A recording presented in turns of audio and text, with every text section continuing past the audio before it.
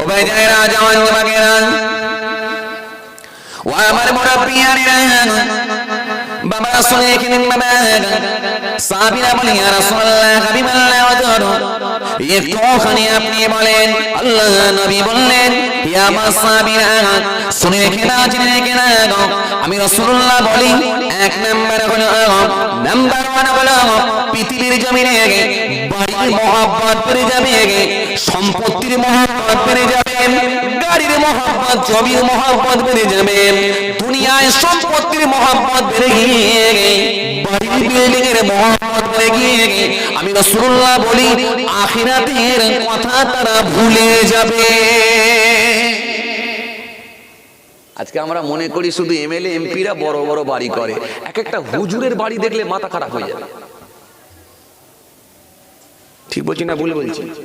ওফ, থাকার লোক নাই, রাতে আলো দেওয়ার লোক নাই, জেন থাকে ভূত থাকে, তবু বিল্ডিং বেরিয়ে যাচ্ছে। রাসূলুল্লাহ যখন বাড়ির কারো পাশ দিয়ে যেতেন বড় বিল্ডিং দেখলে আল্লাহ রাসূল সবথেকে বেশি নারাজ হতেন। জিজ্ঞেস করে দেখেন, সবথেকে বেশি নারাজ হতেন রাসূলুল্লাহ, অসন্তুষ্ট হতেন, নারাজ হয়ে যেতেন। এই জন্যই তো বলা হয়েছে একটা ধনী লোক ইমানদার আর একটা গরিব লোক ইমানদার, এই গরিবটা 40 বছর আগে জান্নাতে যাবে। শুনবে কে?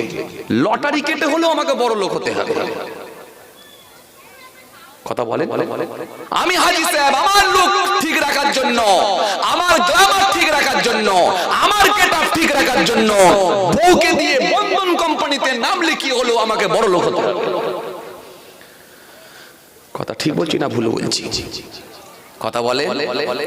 সেদিন এক জায়গায় জলসায় গেছি, এক লোক এসে বলছে হুজুর কি বলবো দুঃখের কথা হুজুর, এসে বলছে হুজুর একটা কথা বলবো বলুন। ভাইজান অমুক নেতাকে আপনি চিনেন? আমি নেতাকে চিনি, আমি কি করব? নেতাদের সঙ্গে তো আমার কোনো সম্পর্ক নেই, তাদেরকে আমি খারাপও বলি না ভালোও বলি না, সে পাঠটা আলাদা। সে যেমন করবে তেমন জবাব দেবে। দুনিয়ার জমিনে মানুষকে ভালো করলে মানুষ তাকে ভালো বলবে, খারাপ করলে খারাপ মানুষ বলবে। তো নেতা চিনে আমি কি করবো? না ভাইজান আমি ওটা বলছি নি, আপনি কি ওকে দেখেছেন? আমি না, সোশ্যাল মিডিয়ার যুগ, দেখলে মোবাইলেতেই দেখেছি, সামনাসামনি কোনোদিন দেখা হয়নি।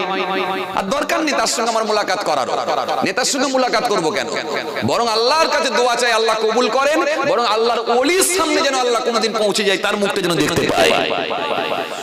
আল্লাহর ওলির মুখটা দেখলে আমার শান্তি আছে, নেতার মুখ দেখে আমি কি করব? আমি বললাম, বলে না ভাইজান আমি ওটা বোঝাতে চাইনি, আমি একটা কথা বলতে চাইছিলাম। কি বলুন, আপনার বলার কথাটা কি আছে বলুন। না ভাইজান ওই নেতার পাশাপাশি আমার বাড়ি। আমার আচ্ছা ভালো কথা, কি হয়েছে বলুন। ভাইজান বিশ্বাস করেন ও নেতার কথা কি বলবো ভাইজান, কিছু কম বেশি 17 থেকে 18টা খালি তার পেট্রোল পাম্প আছে। বলো কি? বলে হ্যাঁ, বলে 26 থেকে 28টা নাকি তার খালি ফ্ল্যাট আছে হুজুর, শুনেছি। সে নাকি? বলে হ্যাঁ। এরকম তো তুমি কমন ব্যাপার, এখন সোশ্যাল মিডিয়া ঘাঁটলে তো ওর ফুরা ফাটাচ্ছে, ওর ফুরা ফাটাচ্ছে, কত কি বেরিয়ে আসছে। কথা ঠিক বলছি না ভুল বলছি? হ্যাঁ, করুক করুক, বলিয়ে ঘাবড়াবার কিছু না। মনে রেখে দিও পয়সা আজ আছে কাল নাই, নিঃশ্বাস বন্ধ হবে, দম বন্ধ হয়ে যাবে, পৃথিবীর জমিন থেকে তার নাম নিশানা মুছে যাবে। ফেরাউন ওর থেকে বড় লোক ছিল, সাদ্দাত ওর থেকে ধনী লোক ছিল। কথা বলেন। রাসূলুল্লাহ বলেন বিল্ডিং এর মহব্বত বেড়ে যাবে, আখিরাতের কথা তারা ভুলে যাবে। আল্লাহু আকবার। বিশ্বনবী বললেন 5টা কথা, রাসূলুল্লাহর কথাটা একবার মেলান, একবার মেলান। ভাইরা আমার, দোস্তরা আমার, বাবাজিরা আমার, ভুল বুঝবেন না। খুব ভয় পায়, খুব ভয় পায়। আমার জন্য দোয়া রাখবেন, আমি একটা বড় কাজে নেমে পড়েছি। দোয়া রাখবেন, একটা বড় কাজে নেমে পড়েছি, আমার জন্য দোয়া করবেন। আমি একটা জমি কিনছি। বলে ভাইজান জমি কিনছেন, আবার বড় কাজে নেমেছেন? জমি কিনলে তো আপনি আলু চাষ করবেন, ধান চাষ করবেন, নিজে খাবেন, আর আপনার জন্য দোয়া করে আমাদের লাভটা কি? কথাটা একদম বাস্তব। বা বিশ্বাস করেন রাসূলুল্লাহর মেম্বারে বসে বলছি, আল্লাহকে সাক্ষী রেখে বলছি, 1 কাটা জমি আমার ছিল না, এই একটা জমি কিনছি, দোয়া রাখবেন, দোয়া রাখবেন। 24 লাখ টাকা দাম। আপনি ভালোই করেছেন। কথা একদম বাস্তব। বিশ্বাস করেন বাবাজি আমার ভাইরা, এই 8 শতক জায়গা কিনছি, 24 লাখ টাকা দাম। তবে বাপ, চাষ করিনি জীবনেও, জীবনে এক কাঠা জমি আমার ছিল না, এই একটাই জমি কিনছি। দোয়া রাখবেন আল্লাহ পাক যদি রাজি হয়, নিয়ত করেছি ওই জায়গাতে একটা মসজিদ তৈরি করব। এই জন্য বললাম দোয়া করবেন, কেন আমি নিজে হিসাব করে দেখেছি প্রায় 20 থেকে 22 কিলোমিটারের ভেতরে রোড সংলগ্ন কোনো মসজিদ নাই, কোনো মসজিদ নাই। এই জন্য আমি যদি মাঠেতে নিতাম, ওই টাকায় আমি হিসাব করে দেখছিলাম 5 থেকে 6 বিঘে জমি হতো। 5 থেকে 6 বিঘে জমি হলে যদি 1 বিঘে মসজিদকে দিতাম, 4 বিঘে আমার ভালোই ধান চাষ আলু চাষ হতো। কথা ঠিক বলছি না ভুল বলছি? কিন্তু আমি চিন্তা করলাম এমনি নামাজি পাওয়া যায় না, আবার মাঠের ওপরে কে নামাজি যাবে? কথা ঠিক বলছি না ভুল বলছি?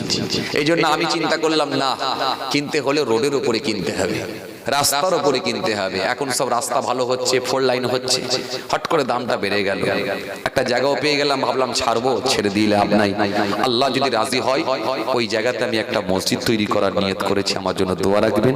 তবে আমি খুব বড় লোক নয়, নেতা মন্ত্রীর কাছে হাত পাতিনি, নেতাদের সঙ্গে টাকা নেওয়া আমার ইচ্ছা নেই, আর নেতাদের সঙ্গে টাকা নেওয়াতেও আমি অভ্যস্ত নয়।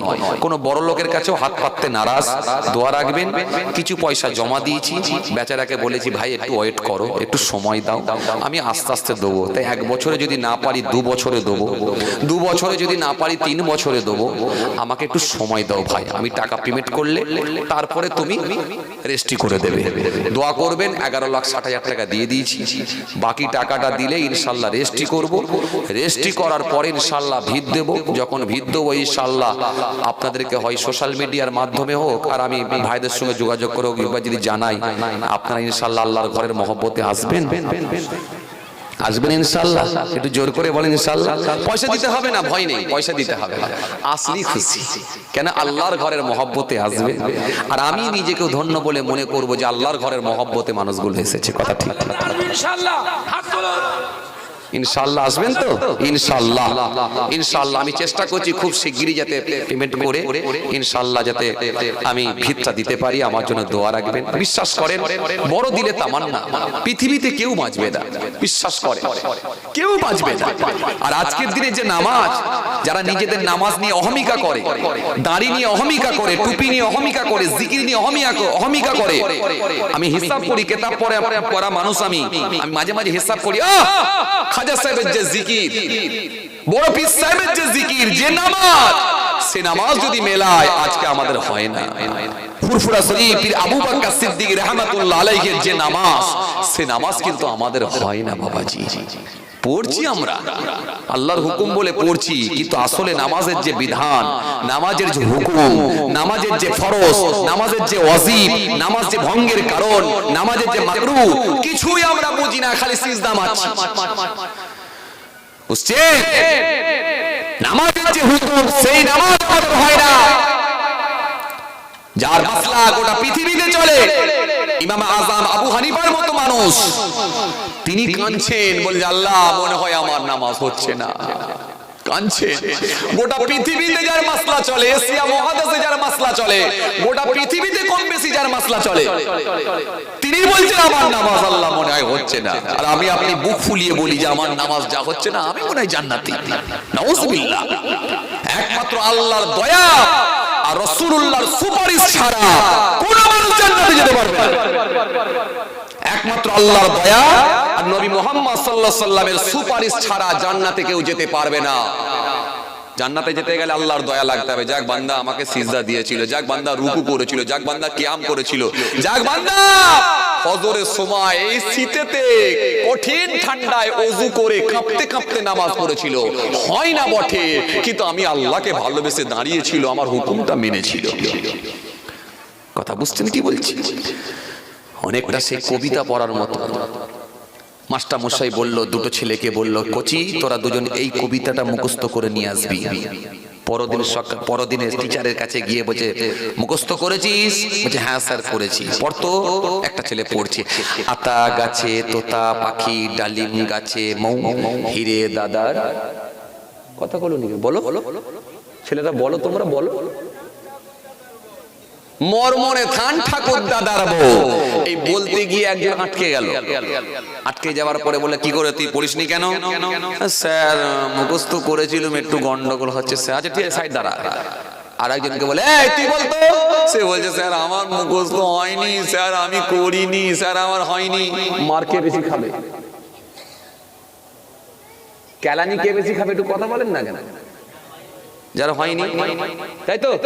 ঠিক নামাজ পড়েছেন, দাঁড়িয়েছেন, কিয়াম করেছেন, রুকু করেছেন, হয়নি, আটকে আটকে চালিয়েছেন। আল্লাহ বলতে পারেন, তিনি ইচ্ছা করতে পারেন, তিনার দয়া, তিনার মায়া, তিনি বলতে পারেন, যাক বান্দা পুরোপুরি না হলেও তবু আমার হুকুমটা মেনেছিস। আর একজনকে বলবে, হয়নি, আমার হয়নি। মার কোনো ব্রেক থাকবে না, এমন মারবে ব্রেকের কোনো ব্রেক মারার কোনো জায়গা থাকবে না। এটাই তফাৎ, এটাই না হলে যে নামাজ আল্লাহর ওলিরা পড়েছে সে নামাজ কিন্তু আমাদের হচ্ছে না বাপ, হয় না। আমরা কিছুই বুঝি না, বুড়ো বয়সে নামাজ প্র্যাকটিস করি, হয় না, হয় না। জিজ্ঞেস করে দেখেন আমার হাফেজ সাহেব ভাই ছোট ছোট বাচ্চাগুলোকে তৈরি করছে, এরা কত মাসলা জানে জানেন? বুড়ো লোকেরা জানে না, মাথা খারাপ হয়ে যাবে। নামাজ ভঙ্গের কারণ আপনি বোঝেন না, নামাজের ওয়াজিব বোঝেন না, কিচ্ছু বোঝেন না, নামাজ পড়ছেন বাপ। মানজাল্লাযী ইয়াতাআল্লা আলাইয়া আল্লাহু গফিরু লি ফালানি কদ গফারতু লাহু ওয়া হাবাবতু আমালিকা। কোন দিক দিয়ে আল্লাহ আমল বরবাদ করেছে সে আল্লাহই জানে, আল্লাহই জানে বাবাজি। এই জন্য বাপ শরীয়তের যে বিধান সে নামাজ। জগৎ বিখ্যাত ওলি, জি গোটা পৃথিবীতে যার নাম, বড় পীর আব্দুল কাদের জিলানী হুজুরের মতো মানুষ, তিনি বলছেন, मैंने एक साल ना खाया ना पिया ना सोया,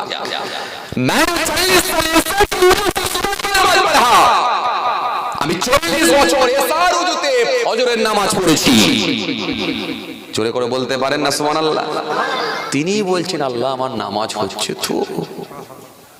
কথা বুঝে আসছে? আর আমি আপনি নামাজ নিয়ে অহমিকা করি, অহমিকা দেখাই। কোথায় পেয়েছে? আল্লাহ কাকে মাফ করবেন আর কাকে কোন কারণে আল্লাহ জাহান্নামে দেবেন সেটা একমাত্র আল্লাহই জানেন। আপনি যেই হন, যেই হন, একমাত্র আল্লাহর দয়া ছাড়া জান্নাতে যাওয়া যাবে না। এটা পৃথিবী নয় মাস্তানি করে ঢুকে যাব, ওখানে কোনো জায়গা নাই। যখন একটা ছোট্ট কবরের মধ্যে ঢুকিয়ে দেবে, সেই খবরটা একমাত্র আল্লাহ ছাড়া কেউ জানবে না। কি ভাবছেন আপনি?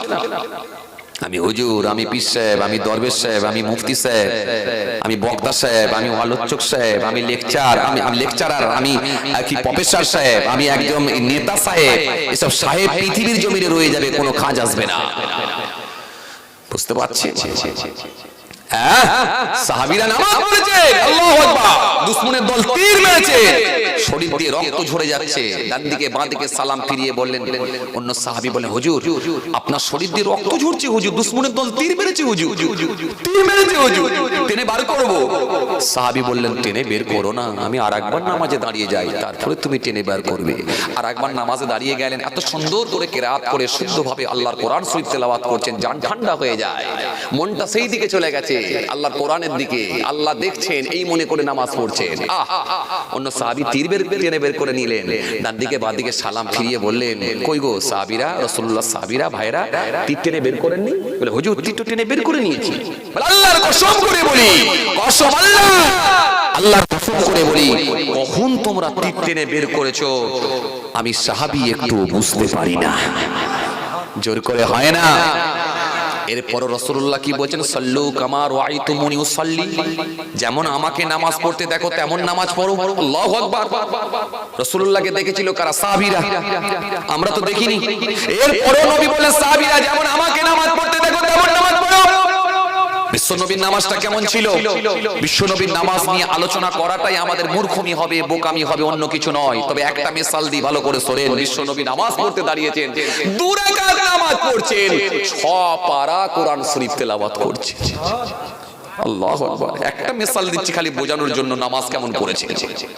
হাফেজ সাহেব ভাইজান বসে আছে, জিজ্ঞাসা করে দেখেন, হাফেজ সাহেব ভাইকে জিজ্ঞাসা করে দেখেন, শুদ্ধভাবে যদি কোরআন তেলাওয়াত করতে হয়, মাখরিজ যদি ঠিকঠাক ভাবে সহি করে যদি পড়তে হয়, এক পারা কোরআন শরীফ পড়তে অন্তত 45 মিনিট থেকে 1 ঘন্টা লাগবে। তাহলে এক পারা কোরআন শরীফ পড়তে যদি 45 মিনিট থেকে 1 ঘন্টা লাগে, রাসূলুল্লাহ 2 রাকাত নামাজে 6 পারা কোরআন শরীফ পড়ছেন। তাহলে কম বেশি প্রায় 5 থেকে 6 ঘন্টা সময় লাগাচ্ছেন 2 রাকাত নামাজে। এবার চিন্তা করে দেখো রাসূলুল্লাহর নামাজটা কেমন ছিল। আর আমি বলতে পারছি না, কোন কোন রাতে রাসূলুল্লাহ দাঁড়িয়ে সারা রাত ধরে নামাজ পড়ছেন, পা মুবারকগুলো ফুলে গিয়ে ফেটে গিয়ে রক্ত ঝরে ঝরে পড়ছে। মা আয়েশা সিদ্দিকা রাদিয়াল্লাহু তাআলা আনহা এসে বললেন, ইয়া রাসূলুল্লাহ, হাবিবাল্লাহ, হুজুর আপনি এত নামাজ পড়েন কেন? আপনার দেখে আমি আয়েশা আমার বড় কষ্ট হয় হুজুর, আপনি বেগুনাহ মাসুম করেছে আল্লাহ আপনাকে, আগে গুনাহ নাই পরে গুনাহ নাই। আপনার সম্পর্কে আমার আল্লাহ একাধিক আয়াত দিয়েছেন, আপনার সম্পর্কে আমার আল্লাহ বারবার আল্লাহ ওহী দ্বারা জানিয়েছেন। সুতরাং আপনি এত নামাজ পড়েন কেন হুজুর? আপনি পড়ুন, আমার কোনো অসুবিধা নাই, কিন্তু এত পড়েন পা মোবারকগুলো ফুলে গিয়ে ফেটে গিয়ে রক্ত বার হয়। বিশ্বনবী প্রফেট মুহাম্মদ সাল্লাল্লাহু আলাইহি ওয়াসাল্লাম বললেন, আয়েশা আমি কি আল্লাহ পাকের সলে বান্দাদের মধ্যে কি শামিল হব না? হ্যাঁ, আর আপনি আসরের নামাজ পড়েন 4 মিনিট সময় দেন না, আবার নিজেকে বড় নামাজি বলে দাবি করেন, কোথায় পেয়েছেন? আসুন, ভুল বুঝবেন না। সর্বসময় একটা কথা আমাদের মনে রাখতে হবে, যেই হন একটা কথা মনে রাখতে হবে, আল্লাহ তুমি আমাকে ক্ষমা করো, মাফ করো, তোমার দয়া ছাড়া পার হওয়া যাবে না। এটা মাথায় রেখে আমাদের চলতে হবে। চলুন, যে কথা বোঝাতে চাইছিলাম, রাসূলুল্লাহ বললেন 5টা জিনিস নিয়ে মানুষ মেতে উঠবে। মনে আছে তো আপনাদের? মনে আছে না ভুলে গেছেন? কথা কননি কেন আপনারা? মনে আছে তো? বিশ্বনবী বললেন, তাহলে 1 নম্বরে পৃথিবীর জমিনে তারা সম্পত্তি নিয়ে মেতে উঠবে, বড় বড় বাড়ি বানাবে, বিল্ডিং বানাবে, বিল্ডিং এর মহব্বত তাদের কাছে বেড়ে যাবে। বিশ্বনবী সাহাবীদের বলেন, সাহাবীরা শেষ জামানায় মানুষ 30 বছর 40 বছর 50 বছর করে বাঁচবে। তৎকালীন সময় মানুষ বাঁচত কত? 300 বছর 400 বছর 500 বছর 600 বছর। সাহাবীরা ঘাবড়ে গেল, ইয়া রাসূলুল্লাহ, হাবিবাল্লাহ, হুজুর মাত্র 30 বছর 40 বছর করে বাঁচবে তো হুজুর, ওরা এরপরও বাড়ি বানাবে? আল্লাহর নামের বাড়ি কি গো, এত বড় বড় বিল্ডিং বানাবে, চোখ টাঙিয়ে চোখ এরকম করে নিচু করে দেখতে হবে তাদের বাড়ি পর্যন্ত। আজকে কলকাতা শহরের দিকে একটু যান, টাওয়ারের মতো বাড়ি করছে। কথা ঠিক বলছি না ভুল বলছি? কথা বলেন। টাওয়ারের মতো বাংলো বানানো হচ্ছে। সাহাবীদের আল্লাহর নবী মুচকি হেসে বলেন, সাহাবীরা তোমরা কি করতে? বিশ্বনবী বললেন, তোমরা কি করতে? সাহাবীরা বলে, ইয়া রাসূলুল্লাহ, হাবিবাল্লাহ, হুজুর এই 30 বছর 40 বছর তো গাছতলার বসে তিরপল খাটিয়ে আর গাছতলার নিচেই বসে বসে আমরা কাটিয়ে দিতাম। জি হ্যাঁ, ও ভাইজানেরা, জওয়ান যুবকেরা, ও আমার মুরব্বিয়ানেরা, বাবারা শুনে কিনেন বাবা।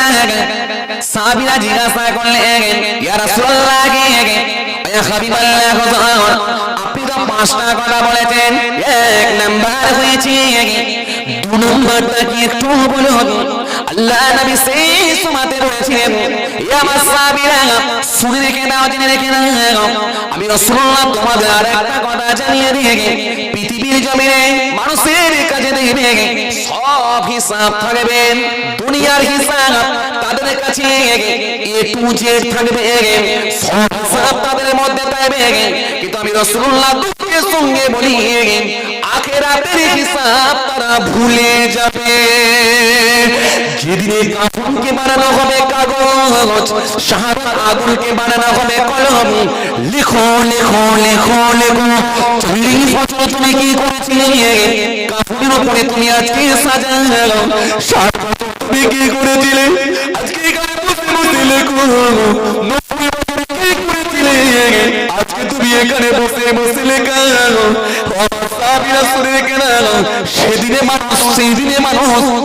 মানুষ কোনো রাস্তা খুঁজে পাবে না, অথচ আমি রাসূলুল্লাহ বলি পৃথিবীর জমিনে কবরের হিসাব, আখিরাতের হিসাব তারা ভুলে গিয়ে পৃথিবীর হিসাব তাদের কাছে নিয়ে মেতে উঠবে।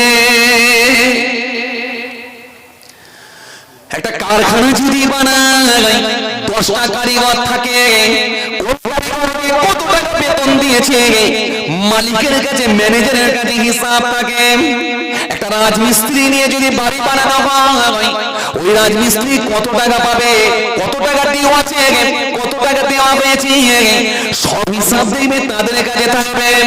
10টা স্টুডেন্ট একটা মাস্টারের কাছে পড়ে, কোন ছাত্রটা কোন মাসে টাকা দিয়েছে, কোন মাসে টাকা দেয় না, খাতা খুললেই বেরিয়ে যাবে। পৃথিবীর জমিনে সব হিসাব তাদের কাছে থাকবে, অথচ আমি রাসূলুল্লাহ বলেন আখিরাতের হিসাব তারা ভুলে যাবে।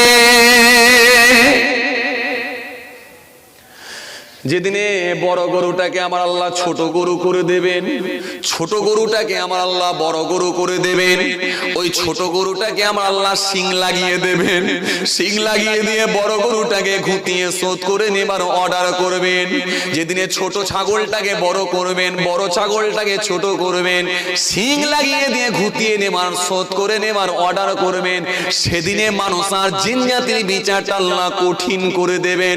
রাসূলুল্লাহ বললেন, দুনিয়ার জমিনে তারা পৃথিবীর হিসাব নিয়ে মেতে উঠবে, রাজমিস্ত্রির হিসাব, কাঠমিস্ত্রির হিসাব, গ্রিল মিস্ত্রির হিসাব, সব হিসাব তাদের ভেতরে থাকবে। আমি রাসূলুল্লাহ বলি, আখিরাতের হিসাব, পরকালের হিসাব তারা ভুলে যাবে। আমার কথা নয় বাপ, ধার করে করে বলছি, সব নবী থেকে ধার করছি। বিশ্বনবী বলেছেন বাবা হবে, আর যা বলেছেন রাসূল সব হবে। বিশ্বনবী ১৫০০ বছর আগে বলেছেন, ভবিষ্যৎবাণী করেছেন। আজকে সব মিলতে পারে, বয়স হয়ে যাচ্ছে এমন এমন চাচা, হায় রে হায়, মরণের বিছানায় শুয়ে আছে, মরণের বিছানায় শুয়ে আছে, মৃত্যুর সঙ্গে মৃত্যু কোলে ঢলে পড়েছে, মৃত্যু মুখে পতিত। সেই চাচা যখন বয়স হয়ে গেছে, বালিশের উপরে মাথা দিয়ে শুয়ে আছে, ছেলেটা মনে মনে ভাবছে, চাচার বালিশের তলা থেকে মনে মনে ভাবছে, আব্বার মনে হয় আলমারির চাবি পাবো। দুঃখের সঙ্গে বলতে হয়, বালিশের তলায় থেকে খুঁজে পাচ্ছে আলমারির চাবি নয়, বিড়ির ব্যান্ডেল বেরিয়ে আসছে। খালি বয়স তো হলে হবে না। আইয়ুন নাসি খায়রুন ইয়া রাসূলুল্লাহ, ইয়া রাসূলুল্লাহ, হাবিবাল্লাহ, হুজুর কোন মানুষটা ভালো মানুষ? আমার নবী কি কোনো কোশ্চেনের উত্তর দেননি? এমন হয়েছে সব কোশ্চেনের উত্তর আমার রাসূলুল্লাহ দিয়েছেন। আইয়ুন নাসি খায়রুন ইয়া রাসূলুল্লাহ, ইয়া রাসূলুল্লাহ, হাবিবাল্লাহ, হুজুর কোন মানুষটা ভালো মানুষ? বিশ্বনবী বলেন, ক্বালা লিমান তুআল আমরুহু ওয়া হাসুনা আমালুহু। বিশ্বনবী বললেন, যার বয়সটা লম্বা, সাথে আমি রাসূলুল্লাহ বলি আমলটা ভালো। সুবহানাল্লাহ, একটু জোর করে বলতে পারেন না স্যার? একটা কথা জিজ্ঞেস করি, আপনারা কি বাড়িতে বেশি বেশি সুবহানাল্লাহ পড়েন নাকি? ওই জন্য এখানে একটু কম লাগাচ্ছে নাকি? না আমার উপর রাগ করছে? রাগ করছেন আপনারা? একটু পড়বেন, সুবহানাল্লাহ পড়লে সব আছে। যখন এরকম মাহফিল গুলো পাবেন, কাজে লাগাবেন, একটু কলমা জিকির করবেন, দরুদ শরীফ পড়বেন। হতে পারে সেই 10 দিন আগে জলসায় পেয়েছিলাম, তখন হয়তো 2-4 বার হয়েছিল, কথা ঠিক বলছি না ভুল বলছি? আবার এই আজকের মাহফিল 2-4 বার হলে হবে, আগামী কাল থেকে মনে হয় আর হবে না। আবার সে কবে জলসার মাহফিল যাব? আর এরকম মাহফিল গুলোকে যদি আমরা অনীহা ভাব, এরকম মাহফিল গুলোকে যদি আমরা নেগলেক্ট করি, এরকম মাহফিলের প্রতি যদি আমাদের ইন্টারেস্ট কমে যায়, এই মাহফিলে যদি এসে না লাগায়, তাহলে কবে লাগাবো বাপ? হতে পারে এটাই জীবনের শেষ মাহফিলও তো হতে পারে, কথা ঠিক বলছি না ভুল বলছি? জীবনের শেষ মাহফিল তো এটা হতে পারে। তাহলে বিশ্বনবী কি বললেন? বয়স শুধু হলে হয় না, বয়স হবে তার সঙ্গে আমল ভালো হবে।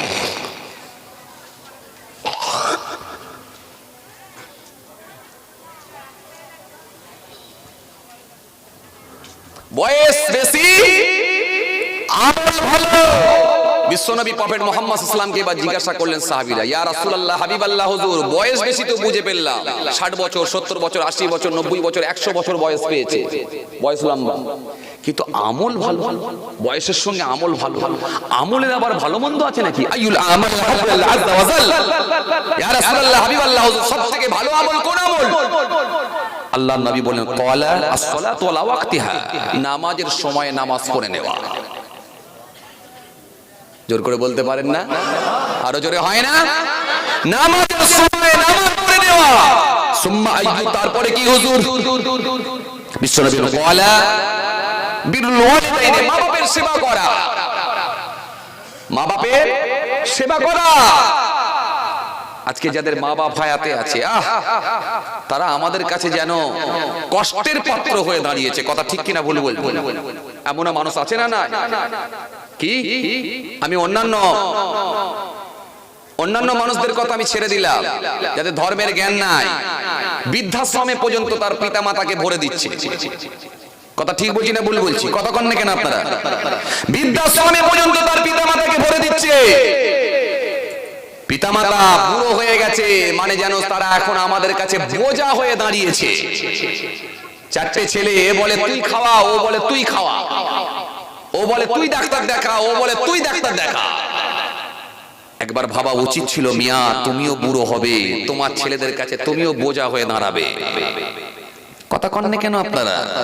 জি জি, কথা বুঝতে পারছেন? এই জন্য বিশ্বনবী বললেন, মান যারা আও হাদিমা ফি কুল্লি জুমআতিন গুফিরা লাহু ওয়া কুতিবা বাররা। বিশ্বনবী মুহাম্মদ সাল্লাল্লাহু আলাইহি ওয়াসাল্লাম বললেন, পিতামাতা কবরে চলে যাওয়ার পরেও তোমাদের দায়িত্ব আছে। আজকে আমরা কি মনে করি, বাপ চলে গেল, বাপ চলে গেল, মা চলে গেল, ছেলের একটু দুঃখ প্রকাশ করেনি, একটু কাঁদেও নি। এমন কপাল ফাটা ছেলে, এমন নিষ্ঠুর ছেলে, খালি মনে করে একটা 41-এর তেরে বিরিয়ানি করতে হবে, লম্বা চালের একটা এত বড় বিরিয়ানি দেবো, 5টা গ্রামের লোককে খাইয়ে দেবো, মাফ করে দেবো। অন্য ছেলেরা তার বাপের জন্য যা করে না আমি করে দেখিয়ে দেবো। অথচ খোঁজ খবর নিয়ে যদি দেখা যায় ওই ছেলেটা ওই বাপের সবরেশানিতে একবার গিয়ে বসেও নেই, বাবুর্চিখানায় বসে আছে, পায়ের উপরে পা দিয়ে স্যান্টার গেঞ্জি পরে আছে, সাদা একটা গেঞ্জি পরে আছে, কালো একটা জিন্সের প্যান্ট পরেছে, পায়ে একটা বুট পরেছে।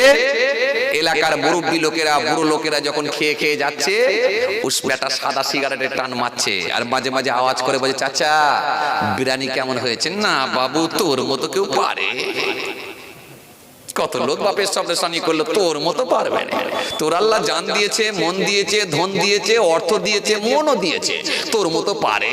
বলে, চাচা গরুটাই খালি 1 কুইন্টাল 20 কিলো, সেটাই খালি 65,000।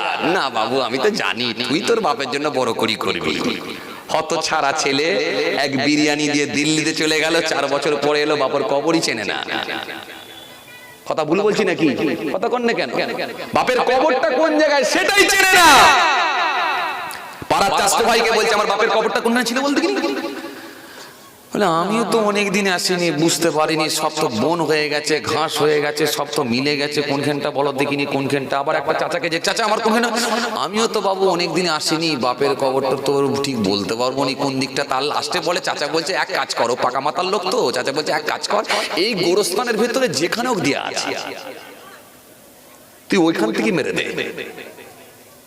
ওর দাদির কবর কোথা, বাপের কবর কোথা, ও খোকা কাঁদে কোথা। একবার ইচ্ছা গেল না যে বাপের কবরটা কোনটা, ওইটাও পর্যন্ত একবার চিনে বের করে দেখি, সেটা পর্যন্ত খুঁজে পারলো না। হত ছাড়া ছেলে, বাপের ভালোবাসায় লম্বা চালের বিরিয়ানি দিলি মনে কাজ হয়ে গেল নাকি? সূরা তাওবার মধ্যে বলেছে আল্লাহ, সূরা নিসার মধ্যে বলেছে, সূরা ইমরানের মধ্যে বলেছে আল্লাহ, এক জায়গায় নয় একাধিক জায়গায় বলেছে, আল্লাহ ওয়ালা তুশরিকু বিহি শাইআন তোমরা আল্লাহকে ভয় করো, আল্লাহর সঙ্গে শরীক করো না। তোমাদের মা পিতা মাতা যারা হায়াতে আছে, মা বাপের সেবায় তোমরা নিয়োজিত হও, মা বাপের সঙ্গে ভালো ব্যবহার, সৎ ব্যবহার করো। আজকে সেই বাপ মাকে আমরা ছেড়ে দিয়ে হুজুর ভক্ত হয়েছি, হাফেজ সাহেব ভক্ত হয়েছি, নেতা ভক্ত হয়েছি, এমএলএ ভক্ত হয়েছি, এমপি ভক্ত হয়েছি, ঝান্ডা ধরছি। তারা এমএলএ, এলাকার চেয়ারম্যান যদি ডাকে, পঞ্চায়েত মেম্বার যদি ডাকে, বাপ অসুস্থ হয়ে জাকানদানি চলছে, বাপকে বলে একবার ঘুরেও দেখে না, পঞ্চায়েত মেম্বারের ডাকে যাচ্ছে। হত ছাড়া ছেলে, কবরে ঢোক, তোর বাপ করবে, আগুন জ্বলবে, জাহান্নামের কুড়া আগুন খাবি। রাগ করছেন নাকি আমার উপরে? কথা কননি কেন আপনারা? একটু শুকনো শুকনো ভাব যেন মনে হচ্ছে, ভুল বলছি বাপ? কথা কননি কেন আপনারা? কি গো ভাইগুলো, তোমরা না হলে রাগ করছো, কিন্তু আমার চাচাগুলো কি বলছে দেখি। চাচা রাগ করেন না তো আপনারা? জি জি জি।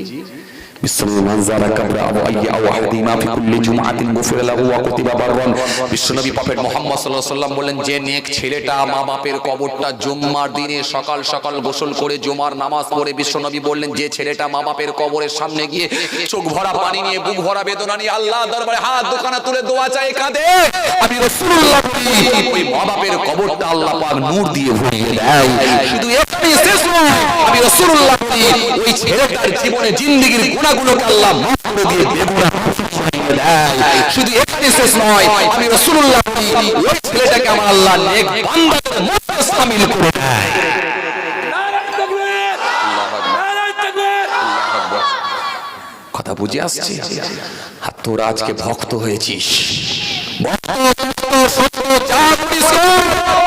কিন্তু বাপ মাকে অবহেলার পাত্র বানাস না। পৃথিবীর জমিনে আল্লাহর পরে নবী রাসূলদের পরই 3 নম্বর জায়গা, 3 নম্বর স্থান হলো তোমার মা বাপের। তোমার বাপের জায়গা। বাপ যদি দাড়ি কাটা হয়, বাপ যদি বেনামাজি হয়, তোমার বাবার সঙ্গে খারাপ ব্যবহার, খারাপ আচরণ করতে পারবে না। তোমার বাপের সেবা তোমাকে করতে হবে। তাকে নরম সুরে বুঝিয়ে ইসলামের দিকে ইনভাইট করো, আহ্বান করো। আব্বা তোমার দাড়িটা রাখো, ভুল হচ্ছে, হুজুরদের মুখে এত ওয়াজ শুনেছো। এইভাবে নরম সুরে, মিষ্টি সুরে বাপকে বুঝিয়ে ফিরিয়ে নিয়ে এসো। কিন্তু মা বাপের সঙ্গে তুমি খারাপ আচরণ করতে পারবে না। কথা বুঝতে পারছো? ওয়ান আবি উমার রাদিয়াল্লাহু তাআলা আনহু قال قال রাসূলুল্লাহ সাল্লাল্লাহু আলাইহি ওয়াসাল্লাম বিশ্বনবী বললেন, তোমাদের পিতামাতা তোমাদের জন্য জান্নাত, তোমাদের পিতামাতা তোমাদের জন্য হবে জাহান্নাম। বাপ মা রাজি, আল্লাহ রাজি। বাপ মা নারাজ, আল্লাহ নারাজ। আপনার কাছে সবথেকে বড় পীর সেটা হলো আপনার বাবা মা। 3 নম্বর জায়গা হলো আপনার মা বাপের। আর আমরা ঈদের দিনে পাঞ্জাবি ছিট নিয়ে যাচ্ছি কোথায়? হাফেজ সাহেবের কাছে। ঈদের দিনে লুঙ্গি নিয়ে আসছি কোথায়? ভাইজানের কাছে, আমার কাছে। হুজুর আপনার জন্য একটা লুঙ্গি নিয়েছি। ভাই আমি কিছু করতে পারবো বলি, বলিয়ে দিচ্ছি। 4 কাতার পার করে তোর বাপ দাঁড়িয়ে আছে, ঝরঝর করে কাঁদছে, যার সঙ্গে তোর 6 মাসের কথা নাই, যার সঙ্গে তোর 6 মাস কথা নাই। সে মনে মনে ভাবছিল আজকে ঈদের দিন হয়তো ছেলে আমার কাছে একটু নত স্বীকার করবে, ছেলে হয়তো আমার কাছে একটু ফিরে আসবে, আজকের দিনটা হয়তো ছেলে আমার কাছে একটু মার্জিত ভাষায় কথাবার্তা বলবে, একটু আমার কাছে ফিরে আসবে। কিন্তু সেই দিনটাও তুই নরম হলি না, গরমই রয়ে গেলি। আমার মতো হুজুরকে দিয়ে, আমার মতো ভাইজানকে দিয়ে, হাফেজ সাহেবকে লুঙ্গি দিয়ে, আপেল দিয়ে ভাবলি বেড়া পার হয়ে যাবে। কেউ পৃথিবীর জমিনে বেড়া পার করতে পারবে না। রাসূলুল্লাহ বলেছেন ওই ছেলেটা হবে, তুমি মনে রেখে দিও, তোমার বাপ হবে, তোমার মা হবে তোমার জন্য জান্নাত, তোমার জন্য জাহান্নাম। বিশ্বনবী মুহাম্মদ সাল্লাল্লাহু আলাইহি ওয়াসাল্লাম বলেন 3 শ্রেণীর মানুষের জবানে দোয়া আল্লাহর দরবারে তৎক্ষণাৎ কবুল হয়। বিশ্বনবী বলেন 3 শ্রেণীর মানুষের জবানে তৎক্ষণাৎ আল্লাহর দরবারে কবুল হয়। ছেলে মেয়ের জন্য তার পিতামাতা আব্বা মায়ের দোয়া অবশ্যই 100% আল্লাহর দরবারে কবুল হয়ে যায়। ছেলে মেয়ের জন্য আব্বা মায়ের দোয়া কবুল হয়, মুসাফিরের দোয়া কবুল হয়, আর মাজলুম ব্যক্তির দোয়া কবুল হয়। জোর করে কারো চালের উপরে চাল ঠেকিয়ে বাড়ি করে নিয়েছে, জোর করে নক করে লোকের জায়গায় বাড়ি গাছ বসিয়েছে, জোর করে কারো জায়গা দখল করে নিয়েছে। ওই মাজলুম ব্যক্তি যখন মসজিদে গিয়ে চোখ ভরা পানি, দুঃখ ভরা বেদনা নিয়ে দুনিয়ার পঞ্চায়েত, এমএলএ, এমপি, দুনিয়ার বিডিও, দুনিয়ার জেল, দুনিয়ার থানা, সব রকম কোন জায়গায় যখন বিচার না পেয়ে সে লোকটি যখন মসজিদে গিয়ে চোখ ভরা পানি, বুক ভরা বেদনা নিয়ে চুপি চুপি আল্লাহর দরবারে, আল্লাহ তুমি মাফ করো, আল্লাহ আমি গরিব মানুষ, আমার অর্থ নাই, টাকা নাই, আল্লাহ আমার ক্ষমতা নাই, আমার লোক বল, জনবল, অর্থ বল নাই, আল্লাহ তাই দান করে আমার জমি দখল করে নিয়েছে, দোকানে জমি ছিল সেটাও নিয়ে নিয়েছে, আল্লাহ আল্লাহ তুমি এর বিচার করো। বিশ্বনবী বললেন আমি রাসূলুল্লাহ বলি ওই মাজলুম ব্যক্তির জবানে দোয়াটা 100% আল্লাহর দরবারে কবুল হয়। আছেন কোথায় বাপ? আজকে যদি আমরা ইসলাম বুঝতাম, কোরআন হাদিস যদি বুঝতাম, পৃথিবীর জমিনে একটা ফাসাদ থাকতো না, একটা ফাসাদ থাকতো না। আজকে কোরআন হাদিস আমরা গ্রহণই করি না, কোরআন হাদিস তো আমরা নিই না, খালি টান মেরে খাজা গরিবে নওয়াজ আনা সাগরের ধারে গেলেন আর লোটায় পানি উঠে এলো, এই ওয়াজ চালিয়ে দিয়ে বেরিয়ে গেলাম। বড় পীর আব্দুল কাদের জিলানী জি মুরগি খেলেন আর হাড় জমা করলেন, উড়িয়ে দিলেন।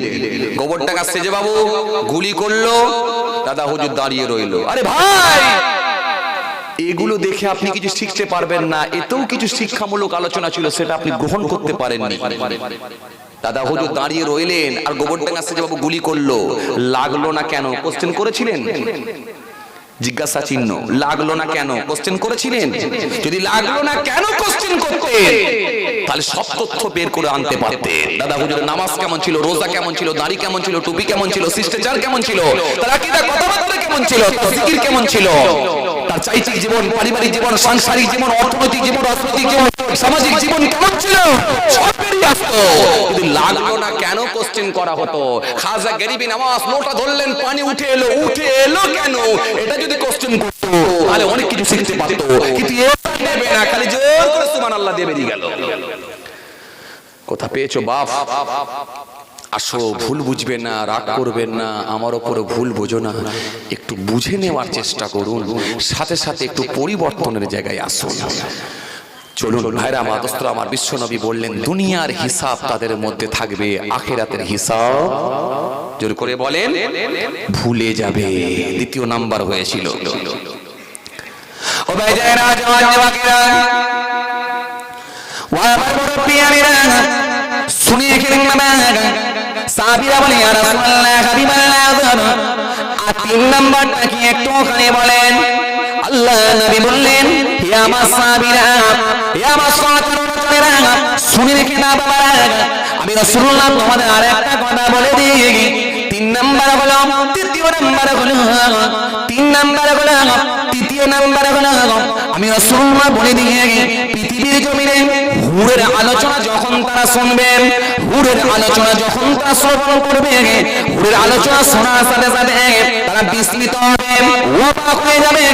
অথচ পৃথিবীর জমিনে তারা নিজেদের বিবিদের মহব্বতের প্রতি বেড়ে যাবে, পৃথিবীর জমিনে সমকামিতায় তারা মেতে উঠবে, পৃথিবীর জমিনে পাপিয়ায় মেতে উঠবে, পৃথিবীর জমিনে জিনা ব্যভিচারে মানুষ লিপ্ত হবে, পৃথিবী জুড়ে দেশ জুড়ে জিনা ব্যভিচার ঘন ঘন ঘন বেড়ে যাবে। মিলছে কি মনে হয়? আমার কথা কি মিলছে মনে হয়? কথা করেন কেন আপনারা? হচ্ছে হাই রে হাই। আজকে দু তিনটে জিনিস স্টপ করে দেন। মদ ব্যান্ড করুন, সমকামিতা যারা করবে, পরকিয়া যারা করবে যাবজ্জীবন জেল করে দিন, মদ ব্যান্ড করুন। আর যারা হারাম খাদ্য ভক্ষণ করবে তুলে নিয়ে গিয়ে অ্যারেস্ট করুন। কে বলেছে পৃথিবীর জমিনে অন্যায় থাকবে না? অন্যায়ের কারণ হলো এই হারাম খাদ্য ভক্ষণ করা, পর নারী দেহ উপভোগ করা, মদ নেশা করা। এই পৃথিবীর জমিনে এইগুলো হলো অন্যায়ের মূল কারণ হয়ে দাঁড়িয়েছে। কথা ঠিক কিনা? আল্লাহু আকবার। কে বলেছে মদ খাবে? কে বলেছে? কোরআন ফায়সালা দিয়েছে। কোরআন ফায়সালা দিয়েছে, আসিবেন লাগা। একটা মাতালকে যদি তুলে নিয়ে গিয়ে লোকাল একটা স্টুডিওর ভিতরে ঢুকিয়ে 80টা বেড যদি লাগানো হয়, টেলিভিশনে এবারে জুড়ে দেওয়া হয়, সব মাতালগুলোকে যদি টিভির সামনে বসিয়ে দেওয়া হয়, একটা মাতাল আর মদ খাবে না।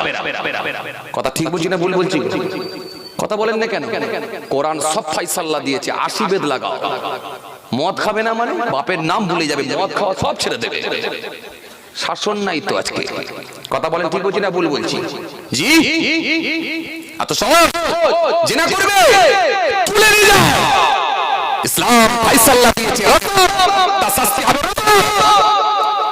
বিবাহিত মহিলা, বিবাহিত মহিলা, বিবাহিত পুরুষ যদি এই জিনার সঙ্গে যদি লিপ্ত হয়, জিনা এরকম কাজের সঙ্গে যদি সম্পৃক্ত হয়, ইসলাম বলছে তুলে নিয়ে গিয়ে কোমর পর্যন্ত মাটিতে ভরে দিয়ে পাথর নিক্ষেপ করে মেরে ফেলো। আর একটা জেনা করবে, টেলিভিশনে দেখাও, টিভিতে দেখাও, সোশ্যাল মিডিয়াতে দাও, আর একটাও জেনাকারী থাকবে। কথা কন না কেন আপনারা? কথা বলেন না কেন? সেদিনে ওয়াজ করতে গেছি আপনাদের ভাঙড়ে, একটা কমিটির ছেলে এসে শোনাচ্ছে, হুজুর হুজুর আমাদের কমিটিরই একটা ছেলে চাচিকে নিয়ে পালিয়েছে, একটু বলবেন হুজুর। আমি দেখো ভাই আমি বলে দেবো, কিন্তু চাচির বেটা বেটি আছে তো? বলে হ্যাঁ। আমি ওর ভাই বোন কেউ আছে তো? বলে আছে। আমি মারপিট লেগে গেলে কিন্তু আমি জানিনি। তাহলে বলতে হবে না, তাহলে বলতে হবে না। কি ওয়াজ করবো বলেন? কি ওয়াজ করবেন? মানুষের ভেতর থেকে আল্লাহর ভয় উঠে গেছে। কি ওয়াজ করবেন আপনি? জলসা দিলি হয়ে গেল না জলসা শুনলে হয়ে গেল? শোনার নাম ইসলাম নয়, মানার নাম ইসলাম। এই জন্য ইসলাম হুকুম দিয়েছে, সমকামিতা করবে তার শাস্তি আলাদা দিয়েছে, তার শাস্তি আলাদা দিয়েছে, আপনি পরকিয়া করবে তার শাস্তি আলাদা দিয়েছে। 80 বেদ লাগাও। যদি মদ খায় তাকে তুলে নিয়ে গিয়ে 80 বেদ লাগাও। যদি চুরি করে তুলে নিয়ে গিয়ে উপযুক্ত প্রমাণ যদি পেয়ে যাও, তুলে নিয়ে গিয়ে তার হাত দুটো কেটে দাও। একটা চোর একটা ডাকাতের যদি হাত কেটে দেওয়া হয়, ডাকাতি আর কি সমাজে থাকবে? কথা বলেন না কেন? খালি তোলো সোশ্যাল মিডিয়ায় দাও আর কি বলে টিভিতে দেখিয়ে দাও, আর একটাও ডাকাতি একটাও চুরি থাকবে না। আজকে সৌদি আরবে মক্কা শরীফে একটা চুরি নাই, জিজ্ঞাসা করে দেখেন, একটা চুরি নাই, চুরি নাই। সোনার দোকান খুলে দিয়েছে, সোনার দোকান খুলে দিয়ে মসজিদে জামাতের সঙ্গে নামাজ পড়ছে। কেন? তার আল্লাহর কোরআন বোঝে, ওয়ারকাউ মা'আর রাকিঈন। তাই জামাতের সঙ্গে নামাজ পড়তে যাচ্ছে, সোনার দোকান খোলা। আর আমার দেশে পানের দোকান খুলে রাখতে লোক ভয় পেয়ে যাচ্ছে। কথা ঠিক বলছি না ভুল বলছি? বলে যা আমার 150 টাকা আছে তাই নিয়ে পালাবে। কথা বলে শাসন নাই, শাসন নাই। উপযুক্ত যদি শাসন থাকতো সমাজে অন্যায় কাজ প্রতিষ্ঠিত হতে পারতো না। আজকে যার জমি দখল করা হচ্ছে, যার জমি বর্গা করা হচ্ছে, ও বেটা জেল খাটছে, আর যে দখল করেছে সে ঘুরে বেড়াচ্ছে। কেন? সে হচ্ছে নেতা। কথা বলেন, বা নেতার আওলাদ। যাকে ধর্ষণ করা হচ্ছে সে জেল খাটছে, আর যিনি ধর্ষণ করছেন তিনি ঘুরে বেড়াচ্ছেন। এই তো কয়েকদিন আগে আপনাদের জানা আছে না, উত্তরপ্রদেশ যে ঘটনা, গোটা পৃথিবী জুড়ে, এই গোটা দেশ জুড়ে আলোড়ন সৃষ্টি করেছিল। গোটা দেশ জুড়ে একজন দলিত সম্প্রদায়ের মহিলা, যার নাম হলো মনীষা বাল্মীকি, তুলে নিয়ে গিয়ে তার সঙ্গে শারীরিক সম্পর্ক করে, তাকে নির্যাতন করে, শারীরিক সম্পর্ক করে, অত্যাচার চালিয়ে, তার সঙ্গে রেপ করে, এখানে শান্ত নয়, তার জিহ্বাটা পর্যন্ত কেটে দিয়ে, তার মেরুদণ্ড ভেঙে দিয়ে তাকে হত্যা করা হলো। এমনকি তার বাবা মায়ের হাতে পায়ে দড়ি বেঁধে তাকে, তাদের বাবা মাইকে ঘরেতে ভরে রেখে দেওয়া হলো। শুধু এখানেই শেষ নয়, আপনার কি বলে মিডিয়া ঢুকছে, মিডিয়াকে পর্যন্ত আটকে দেওয়া হলো। রাত 3:30টার সময় মনীষা বাল্মীকিকে তুলে নিয়ে গিয়ে কেরোসিন তেল ঢেলে পুড়িয়ে দেওয়া হলো। পুলিশের ভূমিকা কোথায়? পুলিশের কাজ হলো দোষীদেরকে উপযুক্ত শাস্তি দেওয়া, আইনের আওতায় নিয়ে আসা। কিন্তু পুলিশ নিরুপায়, করার কিছু নাই, উপর থেকে নেতার অর্ডার। কথা কন না কেন আপনারা? জি, ইসলাম বলেছে, সুন্দর করে শিখিয়েছে, যদি কোনো অবিবাহিত পুরুষ মহিলা যদি জেনার সঙ্গে সম্পৃক্ত হয় 100 বেদ লাগাও, 100 বেদ। কোথায় যাবে সে? বিশ্বনবী প্রফেট মুহাম্মদ সাল্লাল্লাহু আলাইহি ওয়াসাল্লাম বললেন, পৃথিবীর জমিনে হুরের আলোচনা যখন শুনবে, হুরের আলোচনা তারা ভুলে গিয়ে পরকীয়ায় লিপ্ত হবে। রাসূলুল্লাহর কথা আজকে মিলছে। দেখুন দেখুন, নেতারা তো কিচ্ছু জিনিস বোঝে না, টাকা বোঝে আর পরনারী বোঝে, এছাড়া কিচ্ছু বোঝে না, কিচ্ছু বোঝে না।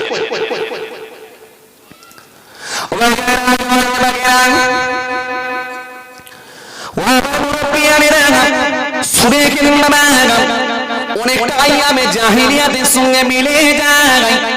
তৎকালীন সময়ে আইয়ামে জাহিলিয়াতের সময়ে, আইয়ামে জাহিলিয়াতের যুগে 4 প্রকারের বিবাহ চলন ছিল। কয় প্রকার? আমি একদিন গভীরভাবে ভাবছিলাম, কেন জানেন, যে আজকে মানুষ, এমন কিছু পুরুষ মানুষ দেখা যায় যে তার নিজের বিবাহিত বউ থাকতেও তবুও তারা অন্য মহিলার সঙ্গে সম্পর্ক করে, অন্য মহিলার সঙ্গে সম্পৃক্ত। আসলে এদের এইরকম অন্যায় কাজের সঙ্গে কেন এরা সম্পৃক্ত? কিছু যুবক ছেলে, কিছু যুবতী মহিলারা, তারা এইরকম অন্যায় কাজের সঙ্গে সম্পৃক্ত কেন? আমি নিজে অ্যানালাইসিস করে দেখলাম যে আসলে এদের মা বাপের বিবাহের গন্ডগোল আছে,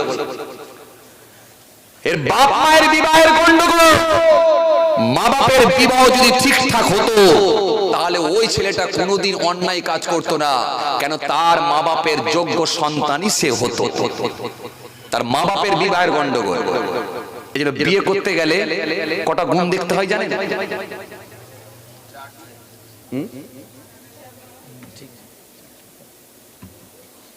কথা বলেন, কথা কন না কেন আপনারা? আচ্ছা, বিবাহ করাটা কি বলে এটাই বলি আগে।